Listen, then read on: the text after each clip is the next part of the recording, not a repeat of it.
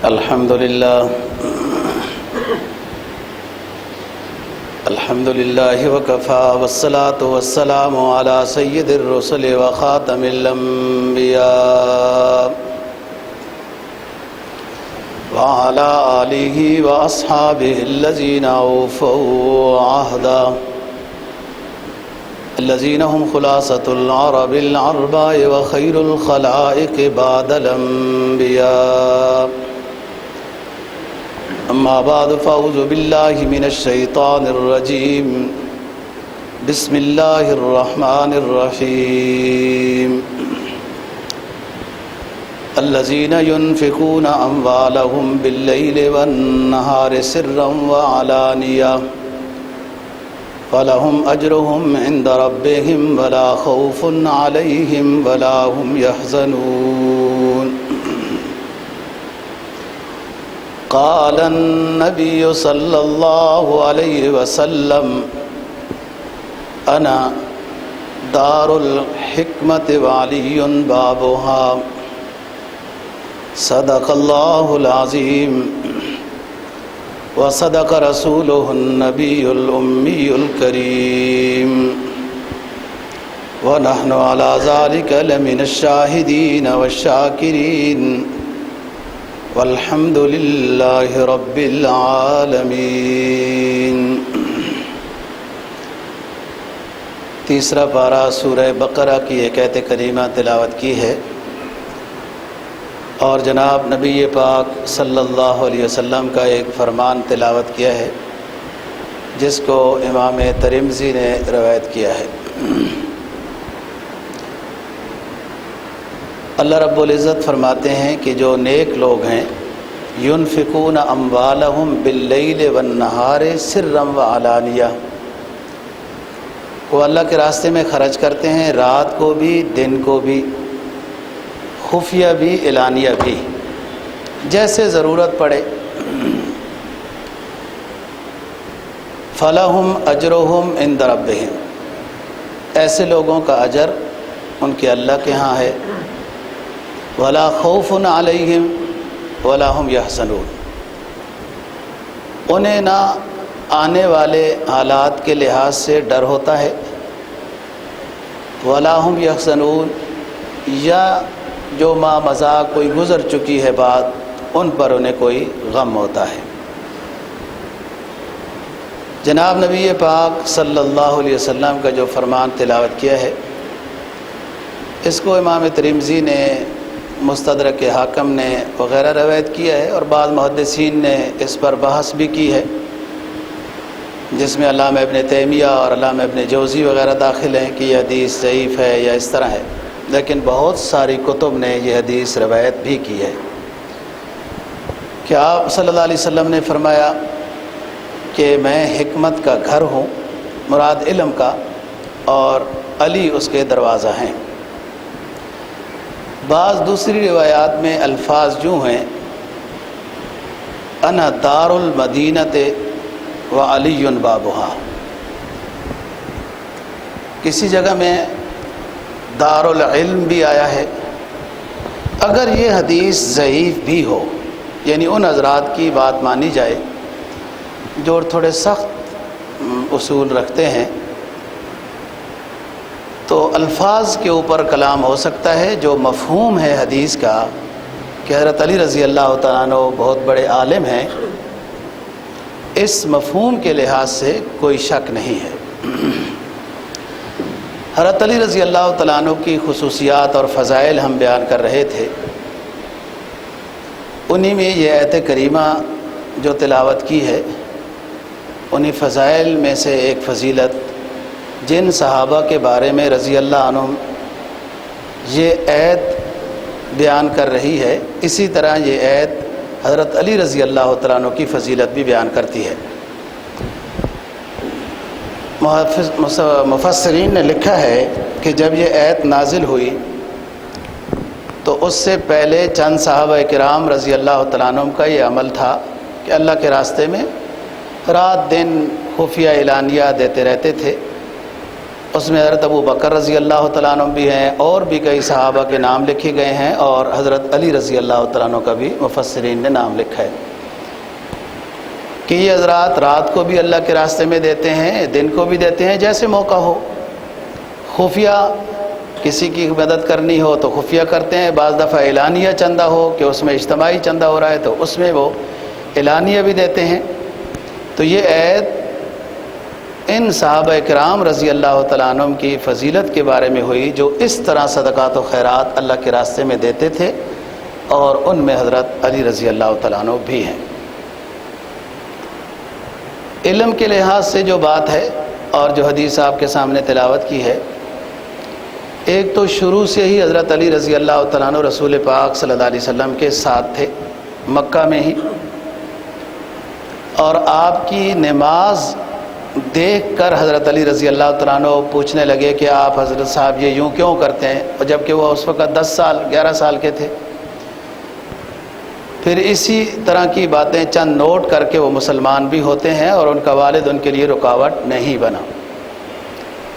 لیکن اہم خصوصیت حضرت علی رضی اللہ تعالیٰ عنہ کو یہ حاصل ہے، جس طرح کہ یہ تربیت میں آپ کے گھر میں تھے وغیرہ، ہر وقت سفر حضر میں ساتھ تھے، اہم خصوصیت یہ ہے کہ حضرت علی رضی اللہ تعالیٰ عنہ نے قرآن مجید مکمل حفظ کیا ہے رسول پاک صلی اللہ علیہ وسلم سے، کیونکہ شروع میں ہی یہ پاس تھے، جیسے تھوڑی سی آیات نازل ہوتی تھیں یہ یاد کرتے تھے، پھر آپ صلی اللہ علیہ وسلم کو وہ آیات یاد کر کے سناتے بھی تھے، اور دوسرے دن سب کی پارہ بھی سنانا ہوتا ہے پچھلے چند سبق، تو ان کو بھول جاتا تھا۔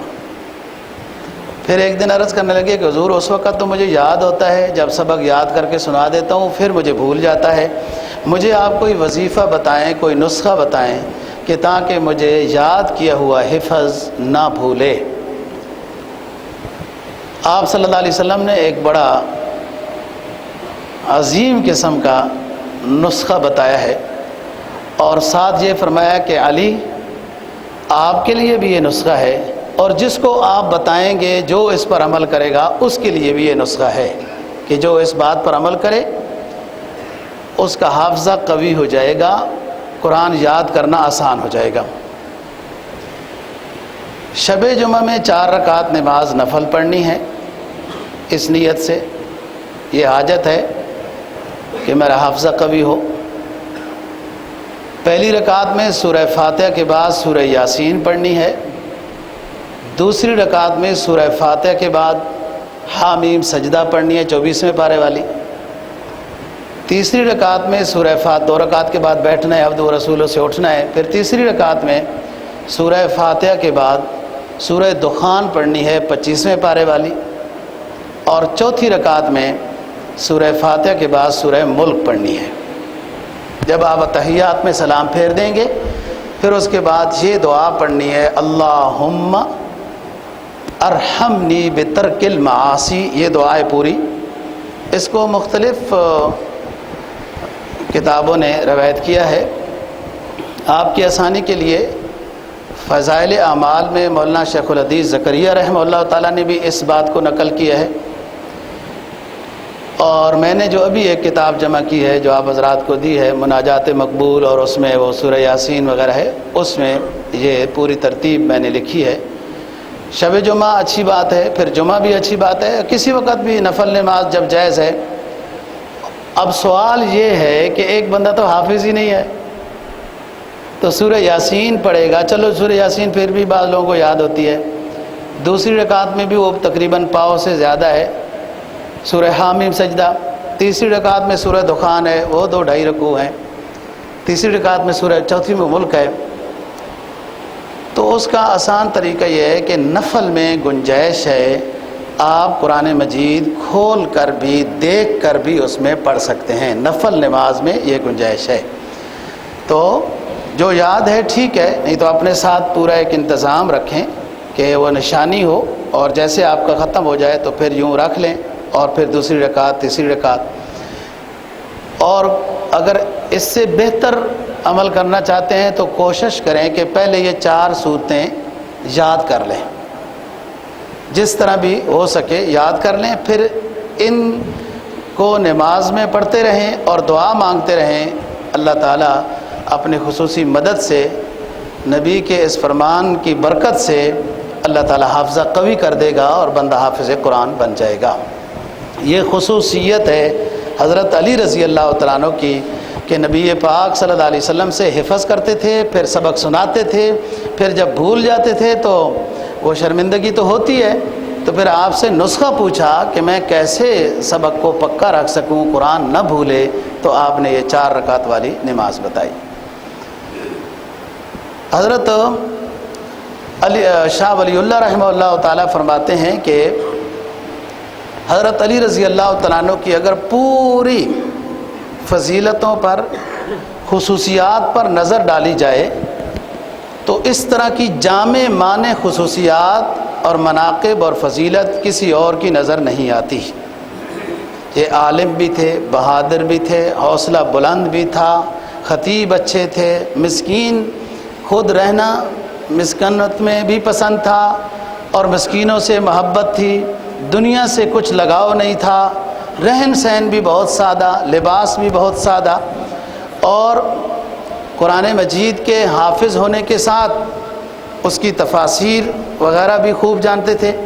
آپ حضرات نے ایک بات سنی ہوگی کہ حضرت علی رضی اللہ تعالیٰ عنہ، حضرت ابو بکر رضی اللہ تعالیٰ عنہ جب خلیفہ بنے تو حضرت علی رضی اللہ تعالیٰ عنہ یکسوئی میں چلے گئے تھے کچھ مہینے۔ یکسوئی کی وجہ 2 مورخین نے لکھی ہیں۔ ایک تو حضرت فاطمہ رضی اللہ تعالیٰ عنہ بہت غمگین ہوتی تھی آپ صلی اللہ علیہ وسلم کی وفات کے بعد، تو اس لیے وہ اکثر گھر رہتے تھے۔ دوسری وجہ یہ کہ قرآن مجید کی وہ آیات کہ جن کے بارے میں انہوں نے نبی پاک صلی اللہ علیہ وسلم سے تفسیر وضاحت پوچھی تھی اس کو لکھتے تھے، اور بہت ساری آیات اور سورت کا جو شان نزول ان کو معلوم تھا وہ شان نزول انہوں نے مرتب کیے کہ تاکہ بعد میں ایسا نہ ہو کہ مجھ سے بھی گویا کہ نسیان ہو جائے اور دماغ سے نکل نہ جائیں۔ یہ وجہ تھی ان کی، ایک حضرت فاطمہ رضی اللہ تعالیٰ عنہ کے غمگین ہونے کی وجہ سے، اور دوسرا یہ جو ان کے پاس جو علوم تھے ان کو یہ مرتب کرتے رہے۔ اور اس کا یوں ثبوت ملتا ہے، اور مورخین کی یہ بات زیادہ قریب الی الصواب ہے کہ حضرت فاطمہ رضی اللہ تعالیٰ عنہا کی جب وفات ہوئی نبی پاک کی وفات کے 6 مہینے بعد، تو اس کے بعد پھر حضرت علی رضی اللہ تعالیٰ عنہ سامنے اور باہر آ گئے تھے۔ وہ یکسوئی انہوں نے توڑ دی تھی، خلوت نشین، صاحب علم تھے، اور 586 احادیث کے راوی ہیں۔ یہ وہ حدیث ہیں جن کو بخاری اور مسلم نے روایت کیا ہے۔ اس کے علاوہ اور بھی احادیث بہت ہیں، لیکن بخاری اور مسلم کی حدیث کو سند متن کے لحاظ سے زیادہ قدر کی نظر سے دیکھا جاتا ہے، تو 586 حدیثیں حضرت علی رضی اللہ تعالیٰ عنہ جن حدیثوں کے راوی ہیں وہ بخاری اور مسلم میں ہیں، اور مسند احمد وغیرہ۔ بعض حضرات نے ایسی کتابیں بھی مرتب کی ہیں احادیث کی کہ جن میں صرف ان حدیثوں کو جمع کیا ہے جن حدیثوں کے راوی حضرت علی رضی اللہ تعالیٰ عنہ ہیں، ان کا نام مسند علی ہے، حضرت علی رضی اللہ تعالیٰ عنہ کی۔ اور خصوصاً آپ کے سفر کی حدیث، آپ کے وضو کی حدیث، آپ کے غسل کی حدیث، مسح علی الخفین کی حدیث، یہ تقریباً حضرت علی رضی اللہ تعالیٰ عنہ سے راوی ہے۔ حضرت عائشہ صدیقہ رضی اللہ تعالیٰ عنہ سے پوچھا گیا کہ مسح علی الخفین کا ہمیں طریقہ بتا دیا جائے، تو امی عائشہ صدیقہ رضی اللہ تعالیٰ عنہ نے سوال کرنے والوں کو یہ کہا کہ حضرت علی رضی اللہ تعالیٰ عنہ سے پوچھو، اس لیے کہ وہ سفر میں ساتھ ہوتے تھے، تو اکثر باہر خیمے کے باہر آپ وضو فرمایا کرتے تھے، اور وضو کروانے والوں میں سے حضرت علی رضی اللہ تعالیٰ عنہ ہوتے تھے، اس لیے ان کو زیادہ پتہ ہے کہ مسح علی الخفین کیسے ہے۔ چنانچہ حضرت علی رضی اللہ تعالیٰ نے بتایا کہ وضو مکمل کرنا ہے، موزے پہن لینے ہیں، پھر جب وضو ٹوٹے گا تو مسافر کے لیے 3 دن 3 رات موزوں پر مسح ہے، مقیم کے لیے 1 رات اور 1 دن موزوں پر مسح ہے، اور مسح کا طریقہ یہ ہے کہ یوں موزے کی پشت کے اوپر سے انگلیاں اوپر کھینچ لینی ہیں۔ پھر ساتھ یہ فرمایا کرتے تھے لو کان الدین بالرأی لکان باطل القدمین بالحق بالمسح من ظاہرہما ولکن النبی صلی اللہ علیہ وسلم مسح علی ظاہر خفیہ۔ اگر دین عقل اور سوچ کا نام ہوتا تو موزوں کا مسح نیچے سے ہوتا، کہ وہ چلنے پھرنے سے نیچے سے مٹی لگتی ہے ان کو۔ دین اگر عقل اور رائے کا نام ہوتا تو موزوں کا مسح نیچے سے ہوتا، لیکن دین نام اپنی عقل اور رائے اور سوچ کا نہیں ہے۔ جب نبی پاک صلی اللہ علیہ وسلم نے موزوں کا مسح اوپر سے کیا ہے تو ہم نے بھی اوپر سے کرنا ہے۔ حضرت علی رضی اللہ تعالیٰ عنہ کی میں بتا رہا ہوں نا کہ یہ جامع معنی خصوصیات ہیں۔ جب غزوہ خیبر کے لیے آپ نے ان کو چنا تو یہ عرض کرنے لگے حضور مجھے تو گرمی بڑی لگ رہی ہے وغیرہ۔ آپ نے دعا دی اللہم عن علی اذہب الحر والبرد، اے اللہ ہمارے علی کو شدت گرمی اور شدت سردی سے بچا دے۔ دعا کا یہ اثر ہوا کہ سخت سردیوں میں حضرت علی رضی اللہ تعالیٰ عنہ کا کوئی خاص سردیوں والا لباس نہیں ہوتا تھا، اور خود فرماتے تھے کہ سرکار کی دعا ہے مجھے سردی بھی نہیں لگتی اور مجھے گرمی بھی نہیں لگتی۔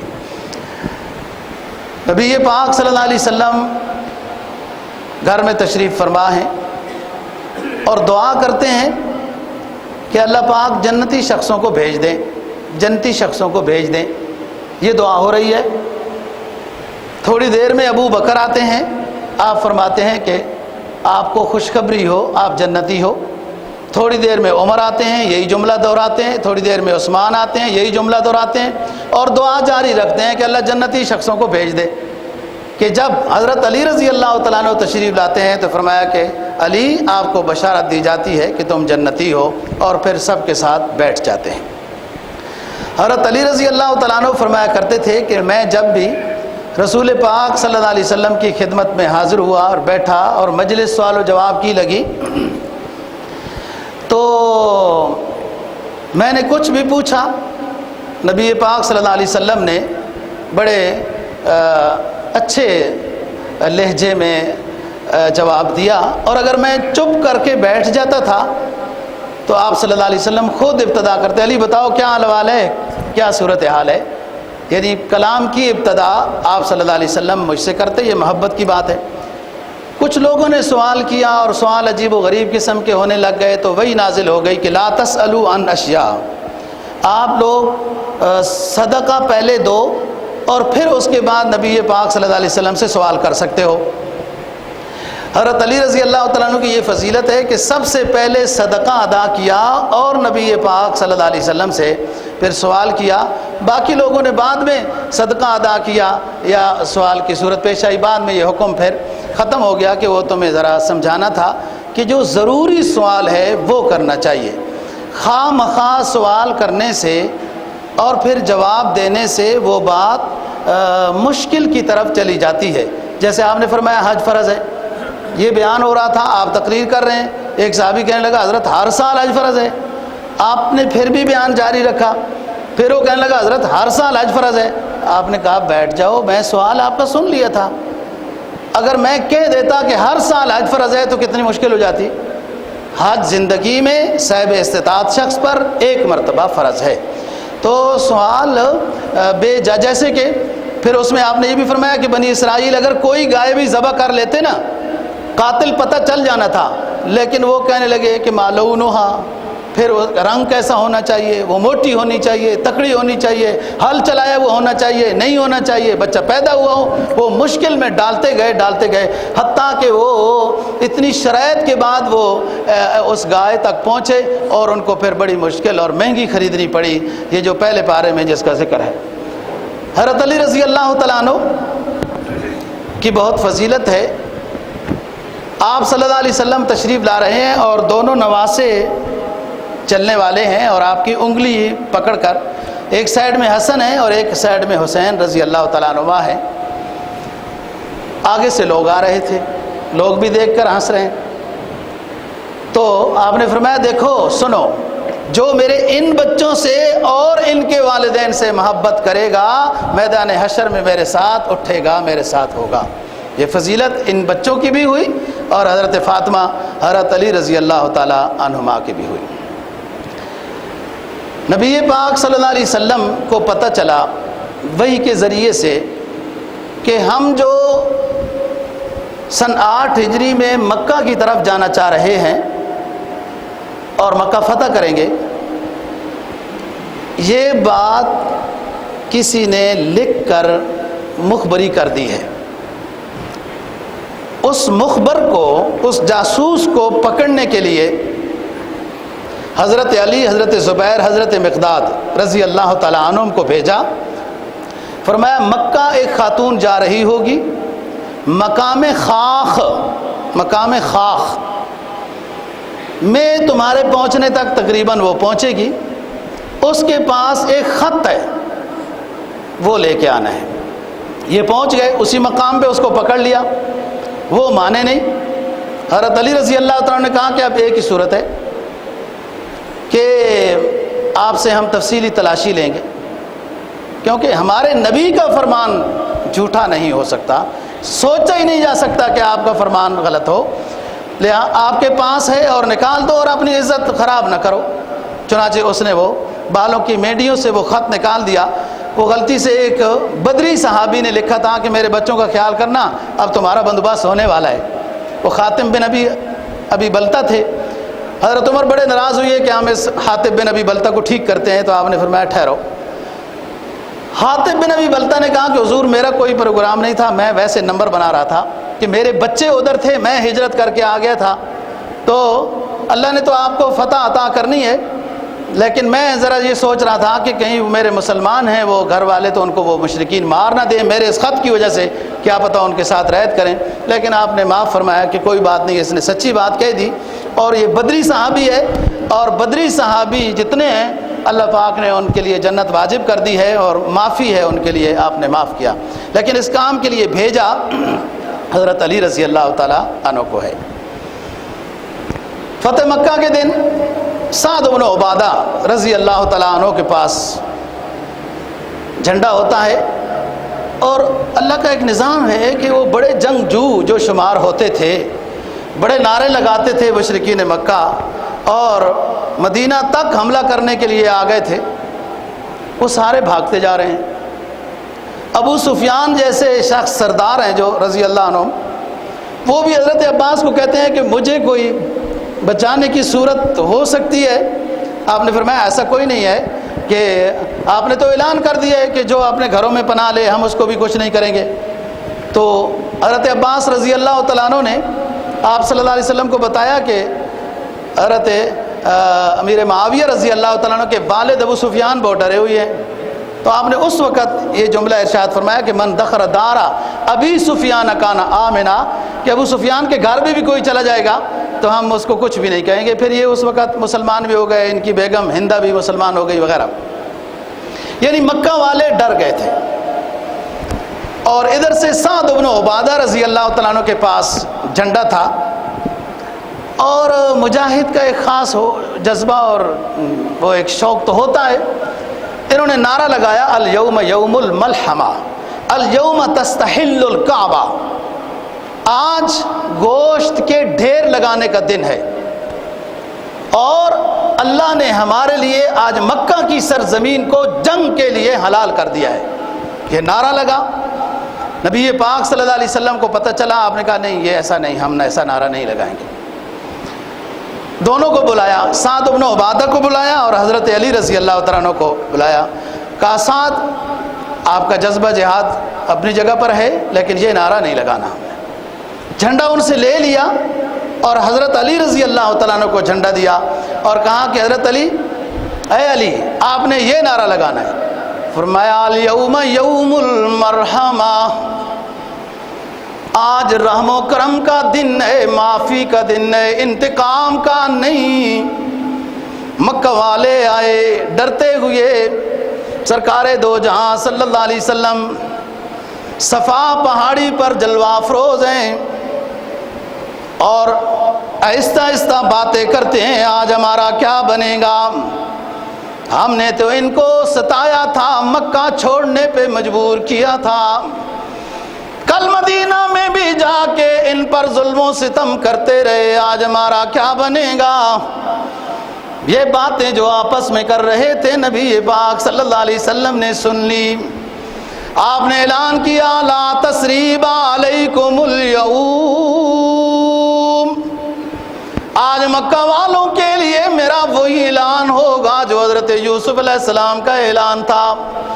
جب بھائی غلہ لینے آئے، پہچانے گئے، شرمندہ ہو گئے، تو حضرت یوسف علیہ السلام نے کہا میں کوئی پچھلی کہانی دہراؤں گا بھی نہیں، بیٹھ جاؤ، معافی کا اعلان ہے، کوئی کچھ بھی نہیں ہوگا۔ تو جھنڈا حضرت علی رضی اللہ تعالیٰ عنہ کو دیا۔ اس کے بعد غزوہ حنین ہوتا ہے مکہ کے بعد۔ یہ حوازن اور غنیم وغیرہ یہ کچھ قبیلے ٹھیک ہو کر کچھ گڑبڑ ہو گئے اور مسلمانوں کو فتح ہوئی۔ فتح ہونے کے بعد کچھ ایسے ہلچل سی مچ گئی اور لگتا ایسا ہے کہ شکست ہو رہی ہے، حملہ دوبارہ ان کی طرف سے ہو گیا۔ غنیم کے امیر عسکر جو مشرکین میں سے تھا، غنیم کے امیر عسکر کو حضرت علی رضی اللہ تعالیٰ عنہ نے جیسے قتل کیا، اس کے بعد دوبارہ جو شکست نظر آ رہی تھی وہ فتح کی شکل میں بدل گئی۔ اور حنین میں غزوہ حنین میں یہ ان ساتھیوں میں سے تھے حضرت علی رضی اللہ تعالیٰ عنہ کہ جو نبی پاک صلی اللہ علیہ وسلم کے قریب رہے اور اس بھگدڑ میں وہ آگے پیچھے نہیں بھاگے تھے۔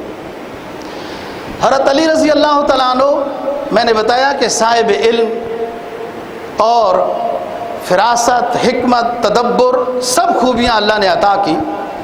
حضرت امیر معاویہ رضی اللہ تعالیٰ عنہ نے استفتاء بھیجا، سوال نامہ بھیجا حضرت علی رضی اللہ تعالیٰ عنہ کو کہ خنسا کی وراثت کیسی ہوگی، خنسے کو، خواجہ سرا کو لڑکا سمجھا جائے گا یا لڑکی سمجھا جائے گا، اور وراثت اس کو لڑکے والی دیں گے یا لڑکی والی دیں گے۔ یہ حضرت امیر معاویہ رضی اللہ تعالیٰ عنہ نے سوال بھیجا حضرت علی رضی اللہ تعالیٰ عنہ۔ سوال پڑھا حضرت علی رضی اللہ۔ اصل سوال یہی ہے، لوگ سوال پتہ کیا کرتے ہیں؟ سوال کرتے ہیں کہ ہجڑے کا جنازہ کیسا ہوگا۔ سوال ہی غلط ہے۔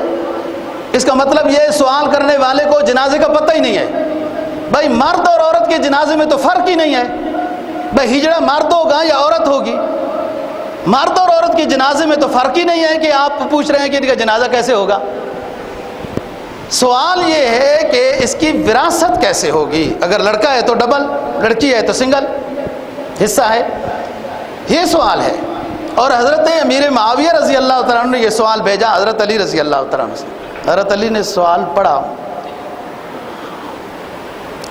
مسکرائے، کہا دیکھو بظاہر جو تھوڑے تھوڑے ہم سے ناراض ہیں، علمی سوال وہ بھی ہم سے پوچھتے ہیں، بظاہر جو تھوڑے تھوڑے ہم سے ناراض ہیں سوال پھر بھی ہم سے پوچھتے ہیں۔ اور آپ نے جواب لکھا کہ جس کی علامات مرد والی زیادہ ہوں اس کو لڑکے کی وراثت ملے گی، اور جس کی علامات لڑکی والی زیادہ ہوں تو اس کو وراثت لڑکی والی، عورت والی وراثت ملے گی۔ حضرت علی رضی اللہ تعالیٰ عنہ اپنے جامع الصفات ہونے کے لحاظ سے علم حدیث کے ساتھ شغف، علم قرآن کے ساتھ تعلق، اور استفتاء اور فتاوی سوال و جواب کے لحاظ سے شکار کا، محرم کے شکار کا گوشت کھانے کا مسئلہ ایک اختلافی مسئلہ بن گیا۔ حضرت عثمان غنی رضی اللہ تعالیٰ عنہ اس وقت خلیفۃ المسلمین تھے اور حج پہ تھے، حضرت علی بھی اور یہ بھی۔ جب شکار کا گوشت حضرت عثمان غنی رضی اللہ تعالیٰ عنہ کو دیا گیا تو اختلاف ہوا کہ کھانا چاہیے یا نہیں کھانا چاہیے۔ اختلاف کا حل بہت سارے صحابہ رضی اللہ عنہ میں کہا حضرت علی رضی اللہ تعالیٰ عنہ سے پوچھا جائے۔ چنانچہ حضرت علی رضی اللہ تعالیٰ عنہ سے جب پوچھا گیا تو آپ نے فرمایا جب شکار کا ارادتاً اور یوں اور اس طرح کیا جائے اور پہلے سے ہی پتہ ہو کہ یوں ہوگا تو شکار کا محرم کے لیے شکار کا گوشت کھانا جائز نہیں ہے۔ اور ہم نبی پاک صلی اللہ علیہ وسلم کے ساتھ تھے جب اس طرح کی صورتحال پیش آتی تھی تو آپ صلی اللہ علیہ وسلم نہیں کھاتے تھے۔ اس محرم کو پتہ ہی نہ ہو اور غیر محرم کوئی شکار کر کے لے آئے، یاد رکھنا مسئلہ، اس محرم کو جو آج عمرے کا احرام باندھا ہوا ہے اس کو پتہ ہی نہیں ہے، کوئی اور خارجی محلے والا اور راستے میں گاؤں والا بندہ وہ محرم نہیں ہے، وہ شکار کر کے محرم کے لیے لے آتا ہے تو اس کے لیے کھانا جائز ہے، کیونکہ اس میں کوئی عمل دخل نہیں ہے۔ لیکن اگر اس کا کچھ عمل دخل ہو کہ یہ بندہ ہے تو محرم اور اپنے ایک طالب علم کو کہتا ہے جو غیر محرم ہے کہ جاؤ یار کوئی شکار شکور کر کے لاؤ، اس نے تو نہیں کیا شکار لیکن اس کا اشارہ وغیرہ اس میں ہو گیا ہے تو جائز نہیں ہے۔ وہ انہی کے لیے جائز ہے شکار کرنا بھی جو غیر محرم ہے، اور کھانا بھی انہی کے لیے جائز ہے کہ جو غیر محرم ہے۔ حضرت علی رضی اللہ تعالیٰ عنہ نے اس مسئلے کو بھی حل فرمایا اور یہ بات نبی پاک صلی اللہ علیہ وسلم کے ساتھ حج کرنے کے لحاظ سے ساتھیوں کو بتائی کہ یہ اس طریقے سے نبی پاک صلی اللہ علیہ وسلم کے سامنے پیش آیا، اور جن لوگوں نے اشارہ کنایا وغیرہ کیا تھا آپ نے ان کو منع فرمایا کہ یہ شکار محرم کے لیے جائز نہیں ہے۔ حضرت علی رضی اللہ تعالیٰ عنہ کی خصوصیات میں سے سن 9 ہجری میں حضرت ابو بکر صدیق رضی اللہ تعالیٰ عنہ کو رسول پاک صلی اللہ علیہ وسلم حج کا امیر بنا کر بھیجتے ہیں اور ان کے ساتھ کچھ لوگ حج کے لیے چلے گئے۔ جب روانہ ہو گئے حضرت ابو بکر صدیق رضی اللہ تعالیٰ عنہ اور ان کا قافلہ بھی، تو بعد میں سورہ برات نازل ہوئی، برات من اللہ ورسولہ الی الذین عاہدتم من المشرکین۔ اس میں یہ حکم نازل ہوا کہ مشرکین کے ساتھ برات کا اعلان کر دیا جائے، آئندہ کے لیے مسجد حرام میں داخلہ ان کا روک دیا جائے، مکہ مکرمہ سے یہ کافر اور مشرک نکل جائیں، ایک آدھ مہینے کی ان کو گنجائش ہے، آئندہ یہ مسجد میں آ بھی نہیں سکتے، طواف بھی نہیں کر سکتے، اور ننگا طواف وہ کرتے تھے یہ بھی جائز نہیں، اور ہمارا ان کے ساتھ کوئی معاہدہ نہیں ہوگا، جو ہے وہ 1 مہینے تک ہے، بس ختم۔ یہ آیت نازل ہو گئی حضرت ابو بکر صدیق رضی اللہ تعالیٰ عنہ کے قافلے کو روانہ کرنے کے بعد۔ آپ نے حضرت علی رضی اللہ تعالیٰ عنہ کو بلایا اور فرمایا کہ آپ نے یہ حج کے موقع پر اعلان کرنا ہے، وَأَذَانٌ مِّنَ اللَّهِ وَرَسُولِهِ إِلَى النَّاسِ يَوْمَ الْحَجِّ الْأَكْبَرِ أَنَّ اللَّهَ بَرِيءٌ مِّنَ الْمُشْرِكِينَ وَرَسُولُهُ، اعلان کر دیا جائے حج اکبر میں کہ اللہ اور اس کا رسول بری ہے مشرکین سے، انما المشرکون نجس فلا يقربوا المسجد الحرام بعد عامهم هذا، مشرکین بت پرست کافر نجس اور پلید ہیں، آج کے بعد کوئی مشرک مسجد حرام میں داخل نہیں ہو سکتا، فلا يقربوا المسجد الحرام بعد عامهم هذا، ننگا طواف کرنا تو دور کی بات، یہاں آ ہی نہیں سکتے، بس نکل جاؤ یہاں سے۔ اخرج المشرکین من جزیرۃ العرب کا یہ اعلان ہے، اور بعد میں اعلان ہوتا ہے سن 10 ہجری میں اخرج الیہود والنصارى من جزیرۃ العرب، کہ اب کوئی کافر جزیرہ عرب میں مکہ اور مدینہ میں نہیں رہ سکتا اور نہ کوئی آ سکتا ہے، اور آپ دیکھتے ہیں وہاں اعلان بھی لگا ہوا ہوتا ہے کہ غیر مسلم ممنوع الدخول، غیر مسلم ممنوع الدخول، غیر مسلم نہیں آ سکتا۔ اذان من اللہ ورسولہ الی الناس یوم الحج الاکبر، حج اکبر ہے یہ، اس میں اعلان کر دیا جائے کہ مشرکین کے ساتھ برات ہے۔ تھوڑی سی ایک بات سمجھنی ہے، ہر حج جو بڑی عید پر ہوتا ہے اور نامی ذی الحجہ کو میدان عرفات میں حاجی صاحبان جمع ہوتے ہیں، وہ خواہ جمعے کے دن ہو یا ہفتے کے دن ہو، اتوار ہو، جو بھی ہو، وہ حج اکبر ہوتا ہے۔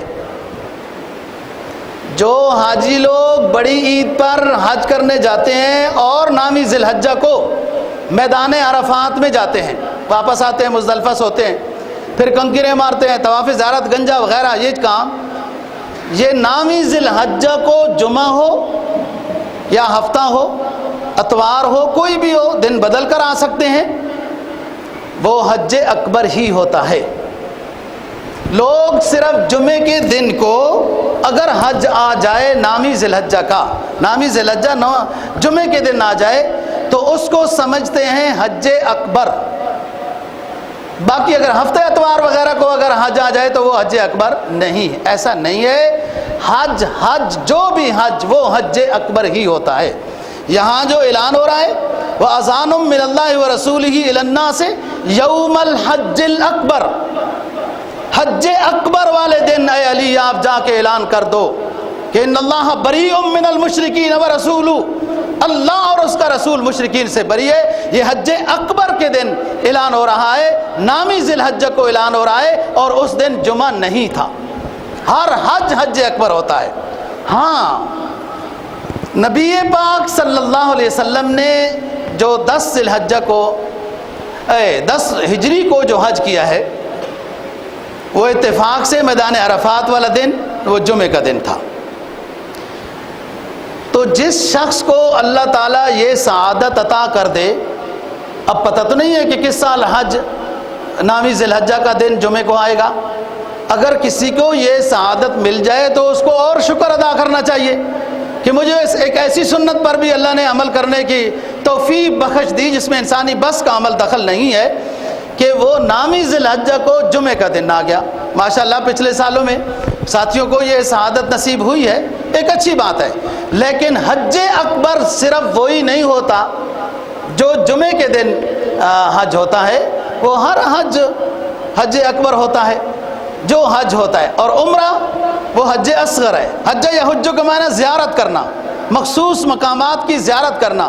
عمرے میں بھی مخصوص مقامات کی زیارت ہوتی ہے، اس میں تھوڑی جگہوں کی زیارت ہوتی ہے تو وہ حج اصغر ہے، اور حج میں جو نامی ذی الحجہ کو ہوتا ہے اس میں زیادہ جگہوں کی زیارت ہوتی ہے تو وہ حج اکبر ہے۔ بعض رات کے نزدیک تو زندگی میں عمرہ بھی ایک مرتبہ واجبات میں سے ہے۔ بے شک حنفیوں کا مسلک یہ نہیں، لیکن مطالعے کے بعد ان حضرات کی بات زیادہ اچھی لگتی ہے کہ جو صاحب حیثیت پر زندگی میں عمرے کو بھی واجب کہتے ہیں۔ انصاف یہی ہے، کیونکہ قرآن کی جو آیت ہے نا وَأَتِمُّ الْحَجَّ وَالْعُمْرَةَ لِلَّهِ، أَتِمُّ الْحَجَّ وَالْعُمْرَةَ لِلَّهِ، أَتِمُّ صیغہ امر ہے، اگر امر وجوب کے لیے آتا ہے اور حج کو فرض کرتا ہے تو عمرے کو بھی کرتا ہے، لہذا صاحب حیثیت شخص ہاں راستے جب پرامن نہ رہیں یا مسلمان ایسا سویا ہو کہ اس کی عبادت کی باغ ڈور بھی کسی اور کے قبضے میں ہو، تو پھر آپ کے عمرے اور حج اسی طرح ہوں گے جیسے آپ ہو رہے ہیں۔ مسلمان سویا ہوا ہے دوستو، یہ جاگا نہیں ہے، اس نے اپنے اسلام کو اپنایا نہیں ہے، اس نے دوسرے کی تہذیب کو اختیار کیا ہے، اور ایسا ان کے اوپر ایمان بالغیب لاتا ہے کہ وہ گولی وہ بتا دیں کہ یہ درد سر ہے اس کے لیے ہوتی ہے، کوئی بھی اس فارمولے کو چیک کرنے کے لیے تیار نہیں ہے۔ اتنا ان کے کہنے کے اوپر اعتماد ہے اور ایمان ہے، وہ بھلے اس میں جو کچھ بھی بھرا ہوا ہو، ہمارا ایمان ہے کہ وہ اس کو کھانا چاہیے۔ جو وہ کہیں کہ اب تک جراثیم ہیں، آج حج عمرہ نہیں کر سکتے ہو تو نہیں، وہ آج کہہ دیں کہ سب نظام ٹھیک ہے، جراثیم ختم ہو گئے، ساری دنیا جراثیم سے بھری ہوئی، کچھ سوچو تو صحیح یار، کوئی چیز نجس ناپاک جانور بلی وغیرہ وہ کسی برتن میں منہ ڈالے تو شریعت کہتی ہے 3 مرتبہ دھو پاک ہو جائے گا، اور اگر کتا منہ ڈالے تو شریعت کہتی ہے 7 مرتبہ دھو گے، 1 مرتبہ مٹی سے دھو گے تب کتے کا جوٹا اور وہ برتن پاک ہوگا۔ وہ دنیا ان کے پاس ہماری باغ ڈور ہے کہ جو کتے کو 7 سلاتے ہیں، 7 کھلاتے ہیں، 1 چمچ اس کے منہ میں ڈالتے ہیں، وہی چمچ دوبارہ لے کے اپنے منہ میں ڈالتے ہیں، ان کو وہاں جراثیم نہیں لگتے، اور ہمارا جو قسمت کا فیصلہ ہے وہ ان کے قبضے میں ہے۔ جب چاہیں تو جناب ہاتھ میں لانے سے بھی، وہ دیکھنے سے بھی، بات کرنے سے بھی جراثیم لگ جاتے ہیں، اور اسی کے اوپر عمل ہو رہا ہے۔ بات یہ دوستو اسلام کو سمجھنا، اس کو پڑھنا، اس کی روح کو جاننا ضروری ہے۔ ہمارے پاس اسلامی تعلیمات ہی نہیں ہیں، اس لحاظ سے ہم جو وہ کہتے جا رہے ہیں ہم مانتے جا رہے ہیں۔ ہمارا کوئی اپنا بس ہی نہیں، کوئی کچھ ہی نہیں، سب کچھ بس انہی کے قبضے میں ہے، جیسے وہ چاہیں ایسا وہ کر سکے۔ ایک اور اہم خصوصیت، حضرت علی رضی اللہ تعالیٰ عنہ کوفہ میں آباد ہو گئے تھے، دارالخلافہ آپ کا کوفہ ہو گیا تھا۔ اگرچہ بہت سارے صحابہ کرام رضی اللہ تعالیٰ عنہ سمجھانے والے تھے، جس میں عبداللہ بن سلام آگے تھے کہ مدینہ ہی دارالخلافہ رہنا چاہیے، لیکن بہرحال وہ امیر المؤمنین تھے، وہ بہتر سمجھتے تھے اور کوفہ دارالخلافہ بنا دیا ہے۔ کوفہ میں آپ کے ساتھ عبداللہ بن مسعود رضی اللہ تعالیٰ عنہ تھے، عبداللہ بن عباس بھی تھے۔ عبداللہ بن عباس آپ کے چچا زاد بھائی ہیں، ان کو آپ نے یمن کا گورنر بنا دیا تھا، اور عبداللہ بن مسعود رضی اللہ تعالیٰ عنہ کو کوفہ میں ہی وزیر تعلیم رکھا تھا۔ بات اہم کر رہا ہوں، سمجھنے کی ضرورت ہے۔ حضرت علی رضی اللہ تعالیٰ عنہ بھی کوفہ میں تھے۔ عبداللہ بن مسعود رضی اللہ تعالیٰ عنہ وہ عبادل اربع میں سے ہیں، جو 4 عبداللہ صحابہ میں بڑے صاحب علم، بڑے اونچے گزرے ہیں۔ عبداللہ بن زبیر، عبداللہ بن عباس، عبداللہ بن عمر، عبداللہ بن مسعود رضی اللہ تعالیٰ عنہ۔ 2 صحابی ہیں جن کی تفسیر موجود ہے، عبداللہ بن عباس، عبداللہ بن مسعود رضی اللہ تعالیٰ عنہ کی۔ عبداللہ بن مسعود یہ کوفہ میں تھے، حضرت علی رضی اللہ تعالیٰ عنہ بھی کوفہ میں تھے۔ اہم بات، حضرت امام اعظم ابو حنیفہ رحمہ اللہ تعالیٰ کے والد صاحب فوت ہوتے ہیں، آپ کی امی کا رشتہ حضرت امام جعفر صادق کرتے ہیں۔ حضرت امام جعفر صادق کی زیر تربیت حضرت امام اعظم ابو حنیفہ ہوتے ہیں، یہ بات سمجھنا۔ اب کچھ سبق بھی حضرت امام اعظم ابو حنیفہ رحمہ اللہ تعالیٰ نے امام جعفر صادق سے پڑھے، اور کچھ بات میں مناظرہ بھی تھا۔ اور جو سلسلہ بیت ہے، سلسلہ نقشبندی، جو سلسلہ نقشبندی ہو یا چشتی ہو یا سہروردی ہو یا جو بھی ہو نا، یہ سارے سلسلے تو ملتے ہیں حضرت علی سے اور صحابہ سے بھی، لیکن ان سے زیادہ ملتے ہیں۔ تصوف کا زیادہ دار و مدار حضرت علی رضی اللہ تعالیٰ عنہ کے ساتھ ہے۔ میں جو اگلی بات بتانا چاہتا ہوں، ایک تو آل بیت کا ایک خاص فرد حضرت امام اعظم ابو حنیفہ رحمہ اللہ تعالیٰ کے گھر میں آ گیا۔ آپ ان کے شاگرد بھی ہیں، ان سے بیعت بھی ہوئی ہے، ان کے خلیفہ بھی ہیں، اور بعض چیزوں میں علمی وہ ہوتا بھی ہے، اس کوئی حرج کی بات نہیں ہے۔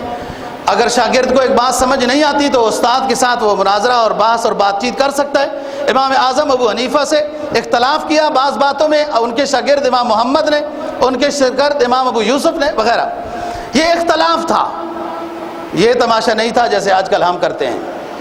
اختلاف ایک علمی شروع سے چلا آ رہا ہے، سمجھنے کی بات ہے۔ اس جگہ میں دوبارہ آتا ہوں، آپ صلی اللہ علیہ وسلم نے فرمایا کہ ہم عصر کی نماز بنو قریظہ میں پڑھیں گے، چلو نکلو۔ وہ جو جبرائیل آ گئے تھے، آپ کو فرمایا کہ حضور آپ نے جنگی لباس اتار دیا، ہم نے تو نہیں اتارا، حکم ہے بنو قریظہ میں جانا ہے اور عصر کی نماز وہاں پڑھنی ہے، آپ نے اعلان کر دیا۔ یہ بڑی لمبی بات ہے، یہ ٹوٹے ہوئے تھے، زخموں سے دو چار تھے صحابہ، کسی نے یہ نہیں کہا حضور تھوڑا سا آرام تو کرنے دیں، کہ ابھی ہم ایک غزوے سے فارغ ہو گئے اور دوبارہ آپ ہمیں بنو قریظہ کی طرف بھیج رہے ہیں۔ آپ نے فرمایا عصر کی نماز بنو قریظہ پڑھیں گے، وہاں پہنچو۔ چلے گئے، کچھ صحابہ نے راستے میں نماز پڑھ لی کہ ٹائم کم ہے عصر کا، کچھ نے کہا بھائی نہیں، آپ نے فرمایا تھا بنو قریظہ میں جا کے عصر کی نماز پڑھنی ہے، تو کچھ نے نہیں پڑھی اور وہاں جا کر بنو قریظہ میں عصر کی نماز پڑھی۔ آپ صلی اللہ علیہ وسلم کے سامنے قصہ آیا کہ کچھ لوگوں نے یہ سوچ کر کہ عصر کا ٹائم کم ہے راستے میں عصر پڑھ لی، اور کچھ لوگوں نے آپ کی بات مانی اور بنو قریظہ میں عصر کی نماز آ کے پڑھی۔ آپ نے فرمایا دونوں جماعتوں نے ٹھیک کیا ہے۔ یہ اختلاف اس طرح کی ہوتا ہے، یہ دونوں کو گویا کہ سند مل گئی۔ اسی طریقے سے جو میں موجودہ بات کر رہا ہوں کہ یہ اختلاف امام ابو حنیفہ رحمہ اللہ تعالیٰ کا امام جعفر صادق کے ساتھ کوئی علمی ہوا، اور یہ کوئی حرج کی بات نہیں ہے۔ آپ ذرا دماغ کو حاضر کریں، امام اعظم ابو حنیفہ رحمہ اللہ کا شاگرد ہوتا ہے امام محمد. امام محمد کے شاگرد ہیں امام شافعی. امام شافعی کے شاگرد ہیں امام احمد بن حنبل. اور یہ 4 امام کیوں بن گئے؟ اس سلسلہ تو اوپر. امام اعظم ابو حنیفہ کا شاگرد ہے امام محمد. امام محمد کا شاگرد ہے امام شافعی. امام شافعی کا شاگرد ہے امام احمد بن حنبل. ساروں کا سلسلہ واسطہ یا بالواسطہ امام اعظم ابو حنیفہ رحمہ اللہ تعالیٰ سے ملتا ہے. اور یہ اختلاف ہوا، تھوڑا بہت علمی اختلاف ہوتا رہا. امام شافعی رحمہ اللہ تعالیٰ بعض دفعہ نماز جامع مسجد کوفہ امام اعظم ابو حنیفہ کی مسجد میں پڑھتے تھے تو رفع یدین نہیں کرتے تھے، آمین اونچی نہیں کہتے تھے. ساتھی کہتے شاگرد حضرت جی آپ تو اس پر مناظرہ کرتے رہتے ہیں اور یوں کرتے رہتے ہیں، اور آج ادھر آ کے آپ نے رفع یدین بھی چھوڑ دیا، آمین اونچی بھی چھوڑ دی. انہوں نے کہا یار اتنا بڑا تو کوئی اختلاف نہیں ہے نا، یہاں سارے حنفی رہتے ہیں، میں آمین اونچی کروں گا، یوں کروں گا، ٹانگیں ذرا کھولوں گا تو یہ لوگ محسوس کریں گے تو ان کی دل شکنی ہو جائے گی. یہ اختلاف اولا غیر اولا، افضل غیر افضل کا ہے. لہذا حنفیوں میں جا کے نماز پڑھتا ہوں جب تو نہ اونچی آمین کہتا ہوں نہ رفع یدین کرتا ہوں. یہ ان حضرات کا اختلاف. مناظرے بھی ہوئے، کتابیں بھی لکھی گئیں، اور ایک دوسرے کا احترام دیکھو. اور ہمارا کیا نظام ہے؟ یہاں اختلاف مخالفت میں بدل جاتا ہے، ضد و عناد لے لیتا ہے، پھر قتل و قتال کی شکل بنتی ہے. پہلی بات تو یہ ہے اسلام کیا کہتا ہے، اس کو سمجھنا ہے. اسلام تو کسی شخص کو حقیر کہنا گناہ کبیرہ کہتا ہے، اور وہ شخص بھلے نیک ہے بھلے نیک نہیں ہے، کسی انسان کو حقیر کہنا بئس الاسم الفسوق بعد الایمان، ایمان کے بعد سب سے بڑا گناہ ہے. ولا تنابزوا بالالقاب، کسی کا برا نام نہ لو، گناہ کبیرہ ہے. ایک عام شخص کو اسلام حقیر کہنا جائز نہیں کہتا، گناہ کبیرہ ہے. اور اگر اس بندے کو پتہ چلتا ہے تو اس سے بھی معافی مانگنی ہوگی جس کو حقیر سمجھا گیا اور جس کے بارے میں ایسا کچھ لفظ کہا ہے، اور پھر اللہ سے معافی مانگنی ہے. چہ جائے کہ نبی کے روشن ستارے حضرات صحابہ کرام رضی اللہ تعالیٰ عنہم کہ ان کو برا بھلا کہنا عبادت سمجھا جائے. جن کو قرآن شروع ہوتا ہے تو ذالک الکتاب لا ریب فیہ ھدی للمتقین الذین یؤمنون بالغیب ویقیمون الصلاۃ ومما رزقناہم ینفقون میں حضرات صحابہ ہیں. اولئک ھم المفلحون میں حضرات صحابہ کا ذکر ہے. اولئک ھم الصادقون میں حضرات صحابہ کا ذکر ہے. محمد الرسول اللہ والذین آمنوا معہ اشداء علی الکفار رحماء بینہم تراہم رکعا سجدا یبتغون فضلا من اللہ ورضوانا میں حضرات صحابہ کا ذکر ہے. قرآن ان کی تعریف کرتا چلا جا رہا ہے، ان کو اعزاز دیتا چلا جا رہا ہے. اور کوئی ایسا فرقہ جو اپنے آپ کو کہلائے بھی مسلمان اور پھر ان حضرات کو برا بھلا کہے، میدانوں میں برا بھلا کہے اور اس کو وہ عبادت سمجھے، تو یہ اختلاف نہ ہوا، یہ مخالفت اور جنگ ہے. اور پھر کوئی حق بولنے والا ہو جو کہے ایسا نہ کرو، جیسے مولانا عادل خان صاحب رحمہ اللہ تعالیٰ کو 1-2 دن پہلے شہید کیا گیا، ایسے اور بہت سارے لوگ شہید کیے گئے. کون ہے وہ لوگ جو ملک کے اندر انتشار پیدا کر رہے ہیں؟ شیعہ علماء بھی کہتے ہیں کہ جو اس طرح کے صحابہ کے گستاخ ہیں انہیں پکڑنا چاہیے، انہیں سزا دینی چاہیے. یہی رونا سنی بھی رو رہے ہیں، بھلے وہ بریلوی کہلائیں، اہل حدیث کہلائیں، دیوبند کہلائیں، وہ بھی یہی کہتے ہیں کہ حضرات صحابہ اور اہل بیت کو جو برا بھلا کہنے والے ہیں ان کو سزا دی جائے تاکہ یہ گستاخی کا دروازہ بند ہو. یہ سزا کس نے دینی ہے؟ میں تو نہیں دے سکتا. یہ ہر کسی کے بس کا بات تو نہیں ہے کہ وہ سزا دے. یہ حکومت کو ملک کے اندر امن لانا اس کی ذمہ داری ہوتی ہے. اور جو دیکھو میں کہہ رہا ہوں اسلام کو سمجھنے کی کوشش کی جائے. اسلام تو کسی عام شخص کی تحقیر برداشت نہیں کرتا، چہ جائے کہ جن کی تعریف میں قرآن بھرا ہوا ہو ان کو تحقیر کرنا اور حقیر کرنا اسلام جائز کہہ دے گا. تو بات جو میں اہم بتا رہا تھا وہ سمجھنے کی کوشش کرو. لوگ آج بڑے آگے پیچھے وہ کچھ ایسے کیسے کہتے تھے بخاری یہ ہے تو فلان یہ ہے تو یہ اس طرح ہے تو یہ اس طرح ہے. امام اعظم ابو حنیفہ کا مسلک کہاں سے شروع ہوتا ہے؟ یہ کوفہ سے شروع ہوتا ہے، اور کوفہ دارالخلافہ بنایا حضرت علی رضی اللہ تعالیٰ عنہ نے. حضرت علی کے وزیر تعلیم ہیں عبداللہ بن مسعود رضی اللہ تعالیٰ عنہ. فقہ حنفی کا سارا دار و مدار حضرت علی کے اقوال اور حضرت عبداللہ بن مسعود رضی اللہ تعالیٰ عنہ کی تحقیق کے اوپر ہے۔ آپ جہاں کہیں بھی دیکھیں، آپ التحیات للہ والصلوات والطیبات پڑھتے ہیں نا، کتابوں میں پڑھیں، وہاں لکھا ہوا ہوگا تشہد عبداللہ بن مسعود، اور اس طرح اور بہت باتیں ہیں وغیرہ۔ تو بات یہ ہے کہ ایسا نہیں ہے کہ امام اپنی طرف سے بات بنا لیتے ہیں۔ اماموں کے پاس حضرات صحابہ اکرام رضی اللہ تعالیٰ عنہ سے جو مروی روایات ہوتی ہیں وہ ہیں، صحابہ کے اقوال ہیں وغیرہ۔ یہ بات ایک اور اہم بات، پھر ختم کرتے ہیں بات۔ جب آپ کوفہ میں تھے تو لوگ آتے رہتے ہیں نا، واعظ و نصیحت، بات چیت وغیرہ، دین کی بات ہوگی، اس طرح ہوگا۔ ہر جو بھی اعلان کرتا کہ میں آج اسلامی تقریر کرنے لگا ہوں، تو حضرت علی رضی اللہ تعالیٰ عنہ کا حکم نامہ تھا کہ اس کو پہلے بلا کے لے آؤ۔ جو اسلام کے بارے میں تقریر کرنا چاہتا ہے، تبلیغ کرنا چاہتا ہے، ادھر آ جائے۔ اس سے پوچھتے تھے کہ آپ کو پتہ ہے قرآن مجید کی آیات کا شان نزول کون سی آیت کس واقعے کے طور پر نازل ہوئی ہے؟ آپ کو پتہ ہے قرآن مجید کا ناسخ اور منسوخ، یہ حکم پہلے تھا، اب یہ حکم ختم ہو گیا ہے، آپ کو یہ پتہ ہے؟ جب وہ بندہ بتاتا کہ مجھے یہ باتیں پتہ ہیں تو پھر اس کو اجازت دیتے تھے کہ آپ واعظ و نصیحت کرو۔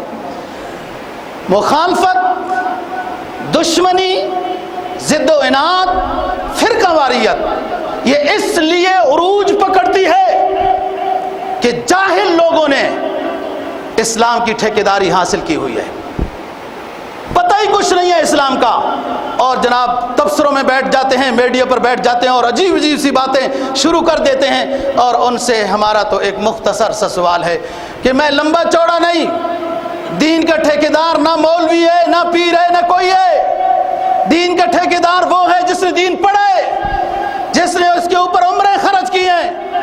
جب زندگی بھر کچھ اور کرتے رہے اور جب موقع ملا سٹیج پر آنے کا تو دین کے ٹھیکیدار بن گئے۔ میں ان کے ایک ادنا سی بات کہتا ہوں کہ بسم اللہ الرحمن الرحیم کا ترجمہ، شان نزول، اور یہ کتنی مرتبہ نازل ہوئی، کہاں کہاں نازل ہوئی، یہ پہلا اسلام کا جملہ ہے، یہی نہیں پتہ ہوتا۔